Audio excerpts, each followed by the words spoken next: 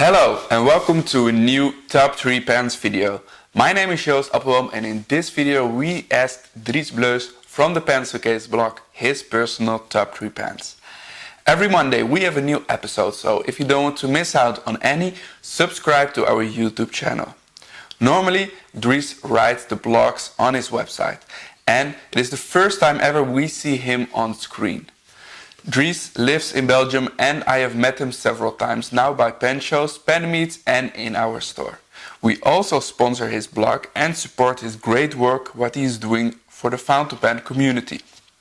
I suggest you check it out. But first, watch his video about his personal top 3 pens. Hi everyone, my name is Dries and I write the Pencilcase Blog. Now, I usually stick to writing articles over on my website instead of making videos like this, but when Joost from AppelBoom asked me very nicely, I couldn't but oblige, so here we are. Joost asked me to present my top 3 favorite fountain pens, and with that he very specifically mentioned that it should be 3 pens that have a very special emotional value to me or an interesting story behind them. So this is quite an interesting question, really. I had to think a while to pick the 3 pens that I'm about to show you. And really, I mean, these are not the kind of pens that I would choose as daily writers per se, or because I think they are the most beautiful pens in my collection. None of that. Really, these are special to me because of the person that gave them to me, or you know, there's a special kind of reason why I got this specific pen. So let's dive right in, shall we? The first pen on the list, or actually pens, are a set of Parker Falcons. And these are quite old. They look pretty much like any older Parker pen, really. And I'm going to show you the fountain pen. On the outside, it's pretty normal. But underneath the cap, it looks pretty cool. It has an integrated nib, which is quite uncommon, I would say. So the nib is part of the section, really. It's a steel nib, part of the section of the pen. It's really quite a modern looking pen for its age. And the reason why these are in this list is because I got these from my grandfather. And this must have been like 8 or 10 years ago already. And in the meantime, unfortunately, my grandfather passed away. So where these pens already had a very special meaning to me, they've only gotten more valuable over time. So, I mean, that's why they're in my collection. And really, I don't use these pens very often. I would be devastated if, you know, any of these pens that I'm showing you, if they would gotten damaged or stolen or, you know, so I don't use them very often. You know, maybe on special occasions I would take them out. But other than that, they're usually on display. I can look at them all the time, but I tend not to use them. So the second pen is a Lamy Persona. And you might say, but isn't this a Lamy Imporium? And well, yes and no. This is actually the predecessor of the Imporium. And it was discontinued in 2004, so it's already quite an old pen as well.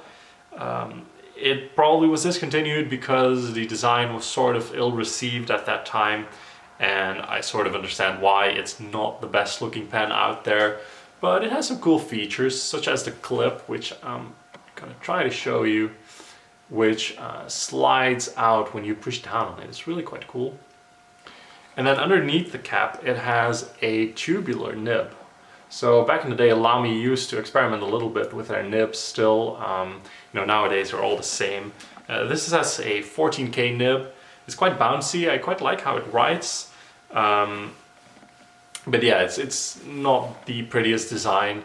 Really, the reason why I got this, I got it when I was pretty young still. Also, I have this pen for over 10 years already. The reason why I got this, because back in the day I used to describe a real fountain pen as one that had a twist cap. And so this has it, so in that reasoning, that's probably why I got it. It was a pretty expensive pen. I got a really good deal on it, otherwise I definitely wouldn't have been able to afford it at that time. But I'm glad I bought it. Lamy as well also kind of holds a special place in my heart because my father, who got me into this hobby, he also started out collecting Lamy pens. So yeah, that's why.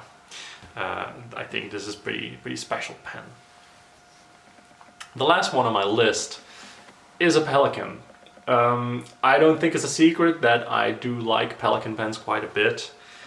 This is a Pelikan 400 NN. It's a vintage pen from the 60s, and it used to belong to my grandmother, who gave it to me for my 18th birthday. It used to be her personal pen.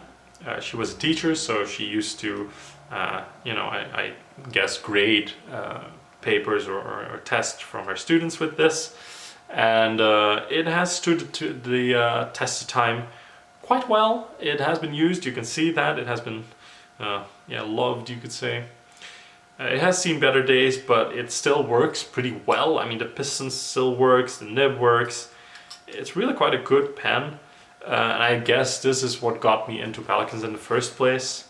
Nowadays I have quite a few of them. I guess as a bonus I could show you the first pen that I bought, which is the M805 Souveran, which has a two-tone gold nib, so it's the older version. Really quite a classic pen. This one I do use on a daily basis, but again, the pens that I showed previously, I tend to be very careful with them. So I hope you enjoyed this list. I certainly enjoyed putting it together, and thank you for watching.